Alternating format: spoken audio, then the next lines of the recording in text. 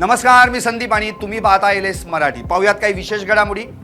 सुनेत्रा पवार आक्रमक, त्या नराधमाला फाशीच द्या, आई म्हणून वेदना व्यक्त, फास्ट ट्रॅक कोर्टात खटला चालवा। नसरापूर प्रकरणावर सुनेत्रा पवारांचा पाठपुरावा। माजी सरन्यायाधीश भूषण गवईंच्या दौऱ्याला आंबेडकरी संघटनांचा तीव्र विरोध। यवतमाळमध्ये माजी सरन्यायाधीश गवईंच्या दौऱ्याला विरोध।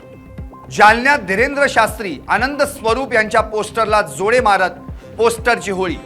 धीरेंद्र शास्त्री पुन्हा महाराष्ट्रात आल्यास त्यांना उभं पेटवून देऊ, आंदोलकांचा इशारा।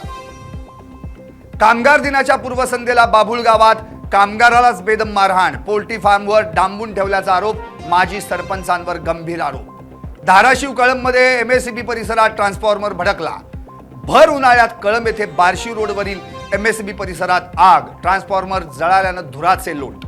जळगाव एमआयडीसीत अग्नितांडव, सटई कंपनीला भीषण आग लागल्याची प्राथमिक माहिती, आग लागल्याचं कारण मात्र अद्याप गुलदस्तात। साताऱ्यात स्थानिक गुन्हे शाखेची धडाकेबाज कारवाई, 2 देशी पिस्टलसह 2 जिवंत काडतुस जप्त, 1,61,000च्या मुद्देमालासह तरुण अटकेत। छत्तीसगडमधील कांकेरमध्ये डीआरजीचे 3 जवान शहीद।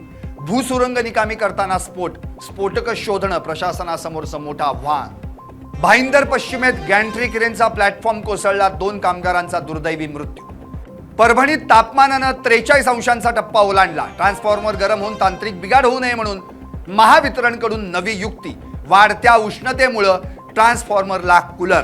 आणखी काही विशेष घडामोडींसाठी पाहत राहा एलएस मराठी।